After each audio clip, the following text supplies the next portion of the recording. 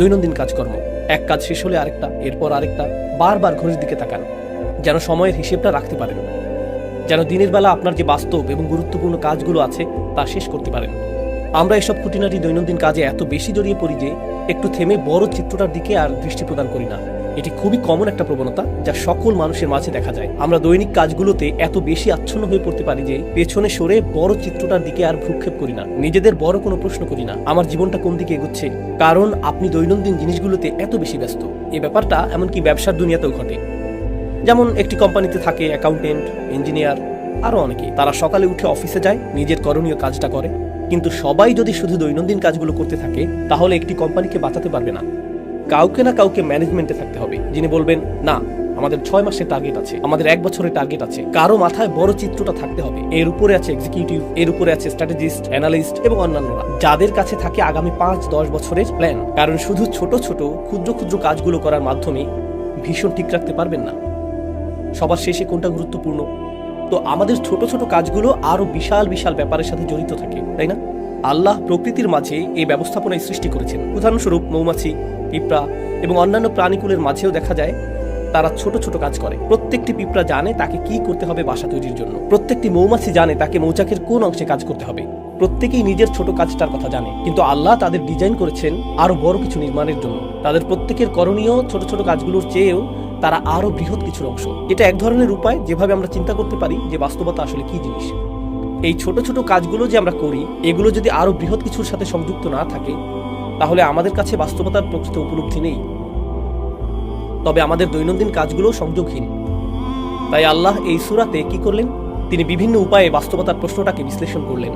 আমি এখন যা করব এই 20 মিনিটের কম সময়ে ওই চিত্রগুলোর একটি আপনাদের সাথে শেয়ার করব। যখন আমাদের জীবনের এই সমস্ত ছোট ছোট মুহূর্তগুলোর সমাপ্তি আসবে অতি সত্বর, অথবা পরে এক সময় আমরা মাটির নিচে চলে যাব, এরপর চরম সত্য ঘটনা, চূড়ান্ত বাস্তবতা আরম্ভ হবে। সেই বাস্তবতায় সবকিছু উল্টে যাবে। এখানে এই দুনিয়াতে আমাদের ক্ষুদ্র ক্ষুদ্র কাজগুলো বড় কিছুর দিকে নিয়ে যায়। এভাবেই এই দুনিয়া কাজ করে। আপনি ছোট ছোট কাজ করেন, এমনকি যদি বিশাল কোনো দালান নির্মাণ করতে চান আপনাকে ফাউন্ডেশন দিয়ে শুরু করতে হবে। একটি একটি করে ইট গাঁথতে হবে, একটি করে কাঠের টুকরা, একটি করে পেরেক, অবশেষে তা বড় কিছুতে পরিণত হবে। কিন্তু শেষ বিচারের দিন সবকিছু উল্টে যাবে। প্রথমে বড় কিছু ঘটবে যা ছোট কিছুর দিকে নিয়ে যাবে। এই চিত্রটাই আল্লাহ তুলে ধরেছেন এবং কিভাবে সেদিন প্রকৃত বাস্তবতা অভ্যুদয় হবে। তো আজকের খুতবায় আমি আপনাদের জন্য সংক্ষেপে সেই চিত্রটি আঁকার চেষ্টা করব। সাধারণত খুতবায় আমি একটি বা দুটি আয়াতের উপর ফোকাস করি, কিন্তু ইনশাআল্লাহ কতগুলো আয়াতের সমষ্টির দিকে একত্রে দৃষ্টি দিব। আমরা আল্লাহর অঙ্কিত চিত্রটি বোঝার চেষ্টা করব, ওই চূড়ান্ত বাস্তবতার চিত্রটি। দোয়া করছি আল্লাহ তাআলা আমাদের সবাইকে সেদিন এই সফলতা দান করুন।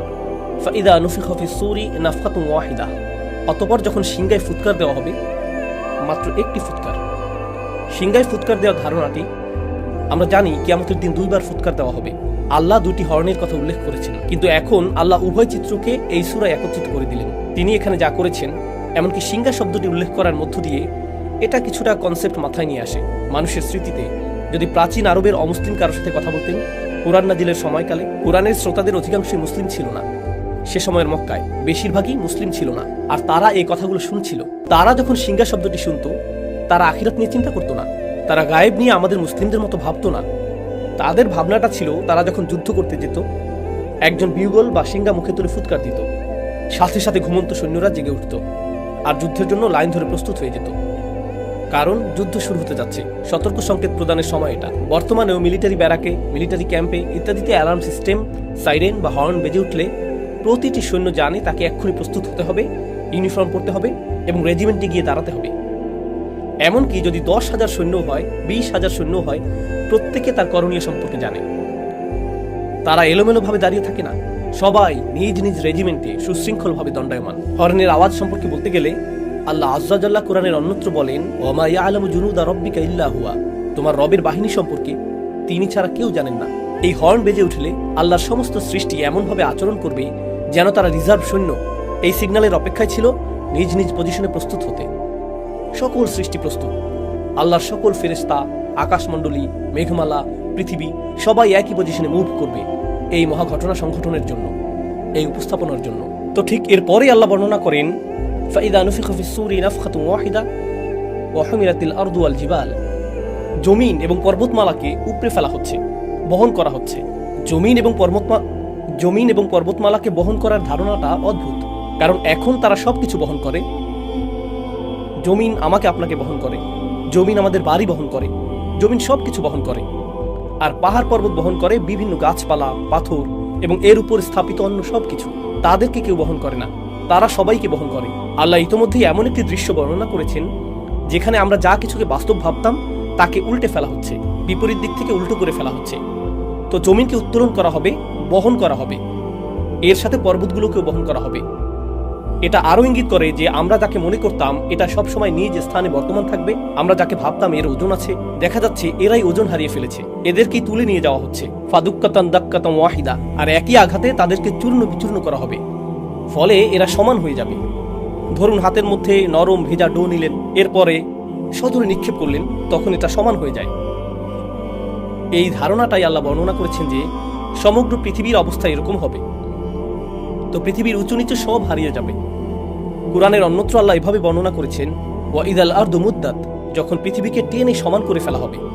অন্য সূরাতে এসেছে যখন সমুদ্রগুলো ফুটতে থাকবে। সূরাতুল কাহাফে তিনি একে বর্ণনা করেছেন সুআইদান জুরুজা হিসেবে, সমতল ভূমি, পিচ্ছিল ভূমি। আর এখানে তিনি বলছেন এটাকে সজোরে নিক্ষেপ করে সমান করে ফেলা হবে। এখন কোনো কিছুকে সমান করে ফেলার অর্থ হলো একটি মাঠ তৈরি করা হচ্ছে। সমগ্র পৃথিবীকে কেন সমতল ভূমিতে পরিণত করে ফেলা হচ্ছে? আয়াতগুলো অগ্রসর হতে থাকলে আমরা দেখব যে একটি দৃশ্য উন্মোচিত হচ্ছে। তিনি বলেন, ফায়াউমা ইদিন ওয়াকাতিল ওয়াকিয়া, ওই দিন আসল ঘটনা সংঘটিত হবে। তিনি ইতিমধ্যেই বলেছেন আল হাক্কা, আর এখন বলছেন আল ওয়াকিয়া। আল ওয়াকিয়া দারুণ আকর্ষণীয় একটা শব্দ, কারণ এটি এসেছে ওয়াকি থেকে। ওয়াকি অর্থ ভারী ওজন। তো আল্লাহ বলছেন সেদিন ভারী ওজনের পতন ঘটনা হবে। এটি অদৃশ্য জগৎ থেকে চূড়ান্ত বাস্তবতা পতিত হওয়ার বা ঘটার এক অভিব্যক্তি। কারণ সত্য সবসময় ওজনদার হয়, সত্য গুরুতর, সত্যের সার্বত্য আছে, আর মিথ্যা হয় ওজনহীন, ফাঁকা। তো আল্লাহ বলছেন তখন ওজনদার সত্য ড্রপ করা হবে, অর্থাৎ তখন চূড়ান্ত বাস্তবতার অভ্যুদয় হবে। অতঃপর ওয়ানশাক্কাতিস সামা, এতক্ষণ যা বলেছি তা পৃথিবীতে ঘটতে থাকবে।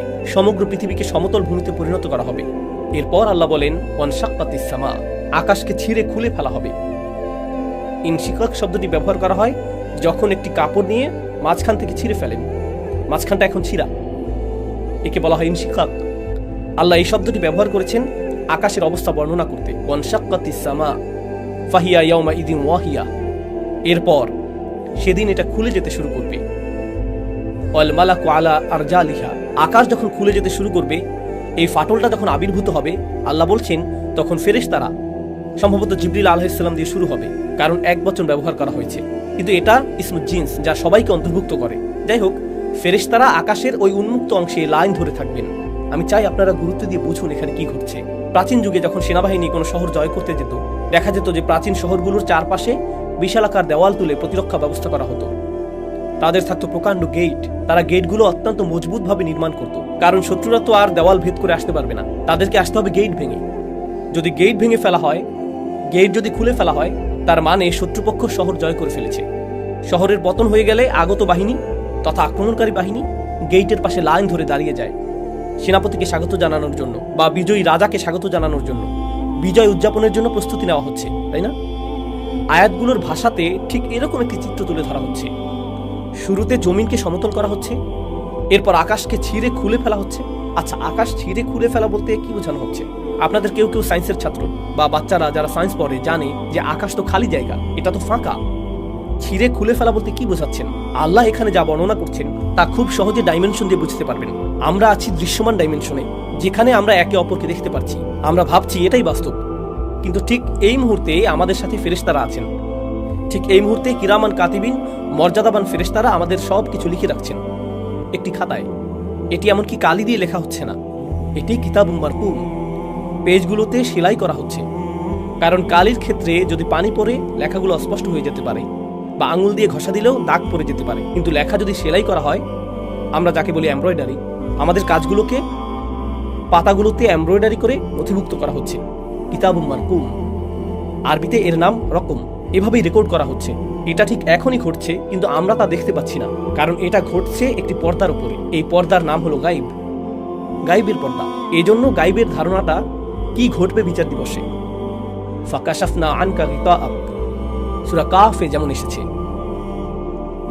তিনি বলেছেন আমি পর্দা সরিয়ে দিয়েছি, তোমার সামনে যে পর্দা ছিল তা আমি সরিয়ে দিয়েছি। অতএব এই মুহূর্তে চোখের সামনে একটি পর্দা আছে যা আমাকে অদৃশ্য জগৎ দেখতে বাধা দিচ্ছে।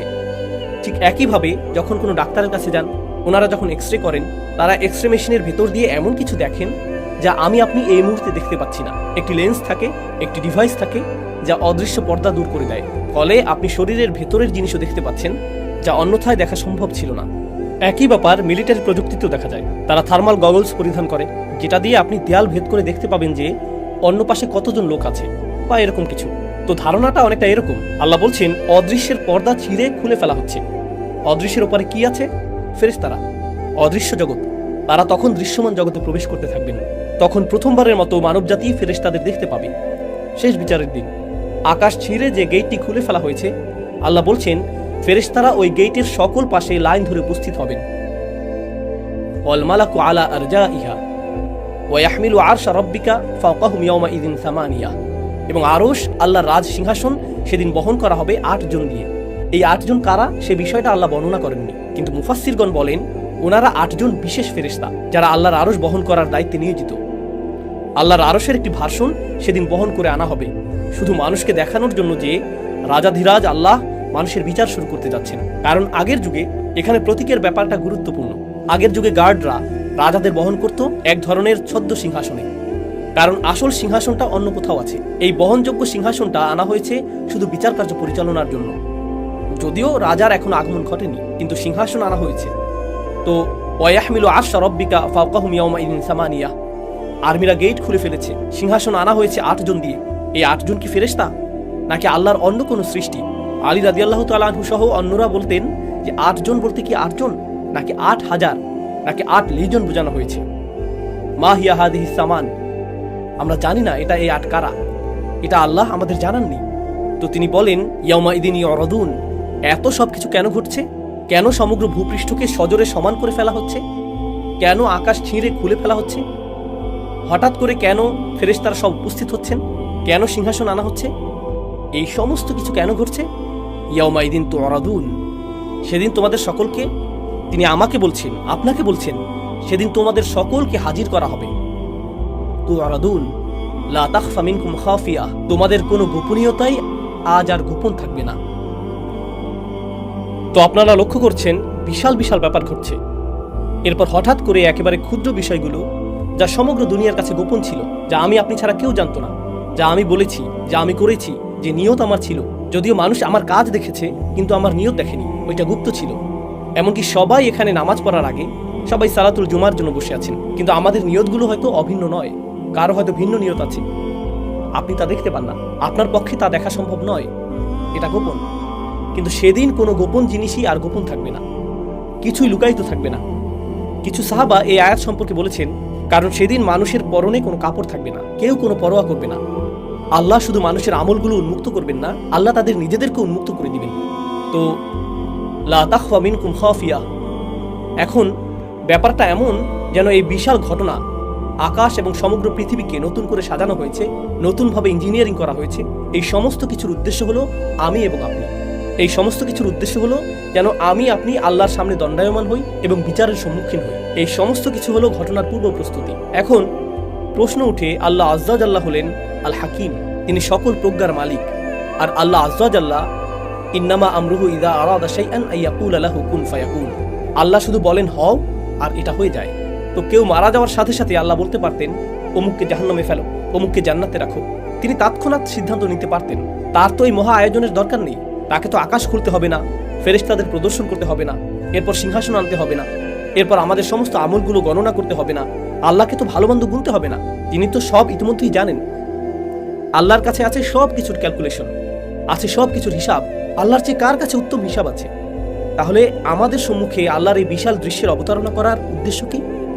ব্যাপারটা আসলে ন্যায় বিচারের ধারণার সাথে সম্পর্কযুক্ত। এই দুনিয়াতে মানুষ যে বিষয়গুলো চায় তার মধ্যে একটি হলো ন্যায় বিচার। কিভাবে ন্যায় বিচার হয়? দুটি বিষয় করতে হবে যদি ন্যায় বিচার পেতে চান। প্রথম যে বিষয়টি ঘটতে হবে তা হলো বিচার প্রক্রিয়ার ন্যায্যতা থাকতে হবে, বিচার প্রক্রিয়ার নিরপেক্ষতা থাকতে হবে। দ্বিতীয় যে বিষয়টা ঘটতে হবে তা হলো আপনাকে বিচারটা প্রদর্শন করতে হবে। গোপনে বিচার করতে পারবেন না। যদি পুলিশ কাউকে গ্রেফতার করে তাকে ধরে এবং জেলে নিক্ষেপ করে আর বলে যে তাকে দোষী সাব্যস্ত করা হয়েছে, তখন প্রশ্ন উঠে কখন তাকে দোষী সাব্যস্ত করা হলো, তার বিচার কখন হলো? ও, এটা গোপনে করা হয়েছে। বিশ্বাস করুন, বিচারটা ন্যায় বিচার হয়েছে। আচ্ছা, বিচারটা যদি গোপনে হয়, সাথে সাথে সবাই চিন্তা করবে বিচারটা যদি এতই ন্যায্য হয় তাহলে গোপনে করলেন কেন? প্রমাণাদি দেখাচ্ছেন না কেন? প্রকাশ করছেন না কেন? অতএব শুধু ন্যায় বিচার করলেই হবে না, ন্যায় বিচারটা সবাইকে দেখাতেও হবে। উভয় ব্যাপারটা ঘটতে হবে। কাউকে জাহান্নামে ফেলা হলো, তখন সে বলতে পারে, হ্যাঁ আল্লাহ আমাকে এখানে ফেলেছেন, কিন্তু আমি খুবই ভালো মানুষ ছিলাম, আমি জানিও না আমি এখানে কেন, আমি তো সৎ জীবনযাপন করেছি। তারা এমনটা বলতে পারে। যদিও তারা ভালো মানুষ না হয়ে থাকে, তবু তারা এই অজুহাতটা দেখাতে পারে, কারণ বিচারটা তো তাদের দেখানো হয়নি, তাই না? প্রকৃতপক্ষে এমনকি সেদিনও কিছু মানুষ অজুহাত দেখানোর চেষ্টা করবে। আল্লাহ কি করলেন? আল্লাহ দেখিয়ে দিলেন, লা তাখফা মিনকুম খাফিয়া, কোনো কিছুই গোপন থাকবে না। ভালো কিছু যেমন গোপন থাকবে না, তেমনি খারাপ কিছু গোপন থাকবে না। আপনি নিজে, আমি নিজে সাক্ষ্য দিব আল্লাহ ন্যায় বিচার করেছেন। এটি একটি ন্যায্য বিচার। এখানে কোনো অন্যায় করা হয়নি, কারো প্রতিই না। ফামান ইয়ামাল মিসকালা যাররাতিন খায়রান ইয়ারাহু ওয়া মান ইয়ামাল মিসকালা যাররাতিন শাররান ইয়ারাহু। অনুপরিমাণ ভালো কাজ এবং অনুপরিমাণ খারাপ কাজও আপনি নিজেই দেখতে পাবেন। এটাই মূল কারণ। এত বিশাল আয়োজন করা হবে এই জন্য যে যেন আল্লাহ প্রদর্শন করতে পারেন বিচারটা কত ন্যায়ানুগ হয়েছে। আমার আপনার চোখের সামনেই এটা ঘটবে। এটা সেই মহাবিচারের প্রস্তুতি। এখন কিছু সময়ের জন্য একটু কল্পনা করুন, আমরা বিভিন্ন ইভেন্টে যোগ দিই। কেউ ঈদ পার্টির আয়োজন করলো, এটা একটা ইভেন্ট। চলুন আরও বড় কোনো ইভেন্টের কথা চিন্তা করি। নতুন প্রেসিডেন্টের শপথ অনুষ্ঠান হবে বা নতুন প্রধানমন্ত্রী নির্বাচন করা হয়েছে, তখন অনুষ্ঠান করা হয়, উদ্বোধনী অনুষ্ঠানের আয়োজন করা হয়, জাতীয় উৎসবের একটি দিন। বিশাল এক ব্যাপার। যখন বিশাল কিছু হয় তার জন্য প্রস্তুতিটাও হয় অনেক বড়। আল্লাহ এত ব্যাপক প্রস্তুতি নিচ্ছেন, এত প্রকাণ্ড আয়োজন। কত যে আয়াতে এই ইভেন্টের প্রস্তুতির কথা এসেছে। সিংহার আওয়াজ থেকে শুরু করে আকাশ ছিঁড়ে ফেলা, ফেরেশতাদের সারিবদ্ধ হয়ে দাঁড়িয়ে যাওয়া, সিংহাসনের আগমন, এই যে এত বিশাল আয়োজন, আমার কৃতকর্মগুলো হিসেবের জন্য, আপনার কৃতকর্মগুলো হিসেবের জন্য। আল্লাহর কাছে আমাদের কর্মগুলো এতটাই গুরুত্বপূর্ণ, অথচ আমরা মনে করি আমাদের কৃতকর্মগুলো ছোটখাটো বিষয়। মনে আছে আমি যে শুরুতে বলেছিলাম, এই জগতে ক্ষুদ্র ক্ষুদ্র বিষয়গুলো বড় কিছুর দিকে নিয়ে যায়। আর বিচার দিবসে কি হবে? সেদিন বিশাল বিশাল ব্যাপারগুলো ঘটবে আমার আপনার একেবারে ক্ষুদ্র ক্ষুদ্র আমলগুলোর হিসাব নিকাশের জন্য। তাই আমাদের মুখ থেকে নির্গত হওয়া কোনো শব্দকে আমরা ছোট করে দেখি না, আমাদের কৃত কাজগুলোকেও আমরা হালকাভাবে দেখি না। এটাই মূল কারণ। অতঃপর তিনি সুবহানাহু ওয়া তাআলা বলেন, ফাআম্মা মান উতিয়া কিতাবাহু বিয়ামিনিহি ফায়াকুলু হাউম ইকরাউ কিতাবিয়া। মাত্র 2 মিনিট বাকি আছে, তাই সংক্ষেপে তুলে ধরব। আপনারা নিজে নিজে পড়ুন, ইনশাআল্লাহ এর থেকে উপকৃত হবেন। তিনি বলেন, আর যার আমলনামা তার ডান হাতে দেওয়া হবে, যে কেউ যাকে তার আমলনামা ডান হাতে দেওয়া হবে, আল্লাহ আমাদের সবাইকে তাদের অন্তর্ভুক্ত করুন। তো কেউ যখন তার ডান হাতে নিজ কৃতকর্মের খাতাটি পাবে, আল্লাহ বর্ণনা করেন, হা উম হা উম। হা উম মানে এদিকে আসো এবং গ্রহণ করো। হা উমের একটি অর্থ হলো এখানে আসো এবং নাও। আপনারা বিচার দিবসের বর্ণনা আগেও শুনেছেন। সেদিন কেউ কারো কোনো খবর রাখবে না। ইয়াওমা তারাউনাহা তাদহালু কুল্লু মুরদিআতিন আম্মা আরদাআত। এমনকি মা যিনি তার বাচ্চাকে দুধ খাওয়াচ্ছেন, জাস্ট তাকে ফেলে দিবে, জাস্ট তাকে কোল থেকে ফেলে দিবে। এতটা ভয়ঙ্কর বিচার দিনের বর্ণনা। ইয়াফিরুল মারউ মিন আখিহি ওয়া উম্মিহি ওয়া আবিহি ওয়া সাহিবাতিহি ওয়া বানিহি ওয়া সাহিবাতিল্লাতী তুইহি। আপনি আপনার মা থেকে পালাবেন, বাবা থেকে পালাবেন, ভাই থেকে, স্বামী স্ত্রী থেকে, আপনি আপনার সমগ্র গ্রামবাসী থেকে পালাবেন, পরিচিত সকল মানুষ থেকে। তাদের দেখলেই উল্টো দিকে পালিয়ে যাবেন, কারো ব্যাপারে কোনো পরোয়া করবেন না। বস্তুত লাউ ইয়াফতাদি মিন আযাবি ইয়াওমা ইযিম বিবানিহি। এই আয়াতের কয়েকটি আয়াত পরে আল্লাহ বলেন, ওমান ফিল আরদি জামিআ সুম্মা তুনজিহি। সেদিন মানুষ বলবে, ইয়া আল্লাহ, দরকার হলে অন্য সমস্ত মানুষ, আদম আলাইহিস সালাম হতে শুরু করে শেষ পর্যন্ত যত মানুষ আছে সবাইকে জাহান্নামে ফেলেন, কিন্তু আমাকে বাঁচান। এটাই সেদিন তারা বলবে, ওমান ফিল আরদি জামিআন সুম্মা ইনজিহি। সেই দিনে কিছু মানুষ ডান হাতে তাদের আমলনামা পাবে। এতে তারা যে কতটা খুশি হবে, তারাই একমাত্র গ্রুপ যারা শুধু নিজেদের জন্য খুশি হবে না, তারা ঘুরে ঘুরে নিজের আমলনামা বন্ধুদের দেখাবে, পরিবার পরিজনকে দেখাবে। আসুন দেখুন, দেখুন আমার ভালো ভালো আমলগুলো দেখুন, দেখুন আল্লাহ আমার সব নেক আমলগুলো লিখে রেখেছেন। প্রশ্ন হলো, জানি বেশি সময় নিয়ে নিচ্ছি, শুধু আর অল্প কয়েক মিনিট নিব। দোয়া করছি আমরা যেন আমাদের আমলনামা ডান হাতে পাই। এমনকি যদিও আমার আমলনামা ডান হাতে পাই, এতে তো শুধু ভালো কাজগুলো লিপিবদ্ধ থাকবে না। আমি তো আর ফেরেশতা না, আমার জীবনে ভুল ত্রুটি আছে, এমন সব কাজ করেছি যা নিয়ে আমি লজ্জিত, ওই কাজগুলোও তো লেখা আছে। যখন এরকম ভালো এবং খারাপ উভয় ধরনের কাজগুলো লিপিবদ্ধ থাকবে, সমগ্র জীবনের কাউকে কি আমি দেখাতে চাইবো? সে তখন পৃষ্ঠা উল্টিয়ে বলবে, আরে এটা কি, তুমি এই জঘন্য কাজটাও করেছো? তাহলে লোকটা নিজের আমলনামা অন্যদের কেন খুশি মনে দেখাতে চাইবে? যদিও খাতাটাতে নেক আমলগুলো লেখা আছে, কিন্তু আরো আছে খারাপ কাজগুলো। ব্যাপারটা আসলে কোরআনে বর্ণিত মাগফিরাতের ধারণার সাথে সম্পৃক্ত। যদিও খারাপ কাজগুলো মুছে দেওয়া হয়নি, খারাপ কাজগুলো আসলে ঢেকে দেওয়া হয়েছে, আচ্ছাদিত করা হয়েছে। আপনি বুঝতে পারেন, আগের দিনে বাচ্চারা কলম দিয়ে কিছু লিখতো, লেখাটা ভুল হলে তারা সাদা রং দিয়ে ঢেকে দিত, এর উপর আবার লিখত। লেখাটা দেখে বোঝা যেত এখানে কিছু একটা ঢেকে দেওয়া হয়েছে। ব্যাপারটা ঠিক এরকম। আপনি বুঝতে পারবেন আমার কিছু কিছু কর্ম ঢেকে দেওয়া হয়েছে। আপনি তখন খুশিতে নেচে উঠবেন, আমি যে কত ভুল করেছি, আর আল্লাহ আমার অগণিত ভুলগুলো সাদা রং দিয়ে ঢেকে দিয়েছেন, আর ভালো ভালো আমল দিয়ে তা পরিবর্তন করে দিয়েছেন। দেখুন আল্লাহ আমাকে কতটা মায়া করেন, আল্লাহ আমাকে কত শতবার ক্ষমা করেছেন, আল্লাহ কতটা দয়াবান। আবার এমন কিছু আমল থাকবে, কাজটা আপনার কাছে খুবই ক্ষুদ্র মনে হয়েছিল, খুবই সামান্য সাদাকা, নগণ্য কাজ। একজনকে সামান্য সাহায্য করেছিলেন, কারো দিকে তাকিয়ে মুচকি হেসেছিলেন, রাস্তায় কারো প্রতি দয়া দেখিয়েছিলেন, কারোর সাথে শুধু সুন্দর কথা বলেছিলেন, সামান্য কিছু। আপনি এ নিয়ে চিন্তাও করেননি। নিজের আমলনামা খুলে দেখেন ছোট্ট কাজটা বিশাল এক অধ্যায়ে পরিণত হয়ে গেছে। অসামান্য মূল্য, এটার পর্বত সম মূল্য। ইয়া আল্লাহ, কিভাবে এটা এত গুণে বৃদ্ধি করে দিলেন, কিভাবে ছোট্ট আমলটাকে প্রকাণ্ড আমলে পরিণত করে দিলেন। নিজের খাতাটা দেখে আপনার তখন খুশির শেষ নেই। আপনি তখন চারিদিকে ঘুরে ঘুরে, কোরআনের অন্যত্র যেমন এসেছে, ওয়ায়ানকালিব ইলা আহলিহি মাসরুরা, সে তার স্বজনদের কাছে সানন্দে ফিরে যাবে। এটাই বিচার দিনের একটি চিত্র। এটাই হা উমুকরাউ কিতাবিয়া ইন্নী যানানতু আন্নী মুলাকিন হিসাবিয়া ফাহুয়া ফি আইশাতির রাদিয়া। আমি জানি সময় শেষ হয়ে গেছে, অন্তত এই অংশটা। ডান পাশের মানুষেরা, ওনাদের নিয়ে আমি দ্রুত কয়েকটি কথা শেয়ার করতে চাই। সে বলবে, আমি নিশ্চিত জানতাম যে আমাকে আবার হিসাবের সম্মুখীন হতে হবে। হিসাব শব্দটি, হিসাবিয়ার অনুবাদ হলো অডিট। অডিট মানে প্রতিটি আইটেম সম্পর্কে জিজ্ঞেস করা হবে। এটা কি? এখানে কি করেছো তুমি? এখানে রাত 2টায় কি করছিলে? অমুক দিন কি করেছো? শুক্রবার রাতে কি করেছো? এখানে কি হচ্ছে? প্রতিটি আইটেম। আমি ভীষণ ভয়ে ছিলাম আল্লাহ আমাকে প্রতিটি বিষয় নিয়ে জিজ্ঞেস করবেন। এখন যেহেতু আমি আমার খাতাটা দেখতে পাচ্ছি, আমি দেখতে পাচ্ছি আল্লাহ আমার প্রতি সদয় আচরণ করেছেন, আল্লাহ আমার হিসাব সহজ করেছেন। তো এখন সে বলছে, খাতাটা হাতে পাওয়ার পর সে দেখতে পাচ্ছে আল্লাহ কতটা সহজ করেছেন। আল্লাহ যার বর্ণনা দিয়েছেন, ফাসাউফা ইউহাসিবু হিসাবান ইয়াসীরা, আল্লাহ অত্যন্ত সহজভাবেই তার হিসাব নিকাশ করবেন। এখন সে আল্লাহর দিকে ফিরে বলছে, আমি যে কতটা আতঙ্কিত ছিলাম এই ভয়ে যে আমি অতিশয় কঠিন এক হিসাবের সম্মুখীন হব। ফাহুয়া ফি আইশাতিন রাদিয়া। এরপর আল্লাহ বলেন, সে এমন এক জীবন অতিবাহিত করবে যেখানে প্রত্যেকটি জিনিস, একদম সবকিছু তাকে আনন্দিত করবে। সবকিছু এমন হবে, জানেন তো, অনেক সময় ছুটি কাটাতে সবচেয়ে সেরা কোথাও গেলেন, সেখানেও কিছু একটাতে সমস্যা থাকবে। সবচেয়ে সেরা জামাটা পরলেন, সর্বোত্তম খাবার আহার করলেন, সুন্দরতম হোটেল, সুন্দরতম দৃশ্য, হোটেলের সেরা রুমটা পেলেন, সবকিছু পারফেক্ট। তবুও ভেতরে কিছুটা হতাশা অনুভব করছেন। কোনো চিন্তা, কোনো সমস্যা, কোনো একটা বাজে স্মৃতি, কিছু একটা আপনার মাথায়, খাবারটা আসলে এতটা সুস্বাদু লাগছে না। কারণ কিছু একটা এখনো অনুপস্থিত। কারণ সম্পূর্ণরূপে সন্তুষ্ট হওয়া, পুরোপুরি সুখী হওয়া, এটা কি প্রায় অসম্ভব মনে হয় মানুষের জন্য। সম্পূর্ণরূপে, পুরোপুরি, সকল দিক থেকে সুখী হওয়া অসম্ভব। সব সময় কিছু না কিছু থাকবেই যা এই সুখটাকে হ্রাস করে দিবে, অল্প পরিমাণে, কিছুটা ক্ষুদ্রাকারে। লাকাদ খলাকনাল ইনসানা ফি কাবাদ। আল্লাহ জান্নাতের জীবনটাকে যে কতটা মুবালাগা সহকারে বর্ণনা করেছেন, কতটা অতিরঞ্জন সহকারে বর্ণনা করেছেন। তিনি বলেননি মানুষটা সুখী হবে, বরং তিনি বলেছেন জীবনটা নিজেই তৃপ্তিকর হবে। তিনি বলেননি ফাহুয়া রাদিন ফি আইশাতিল জান্নাহ, সে জান্নাতের জীবনে পরিতৃপ্ত হবে, বরং তিনি বলেছেন ফাহুয়া ফি আইশাতিন রাদিয়া, যা খুবই অদ্ভুত ইস্তিআরা, যা ইঙ্গিত করছে জান্নাতের প্রতিটি অংশ, জান্নাতের প্রতিটি অভিজ্ঞতা আপনাকে একেবারে সম্পূর্ণরূপে পরিতৃপ্ত করে দিবে।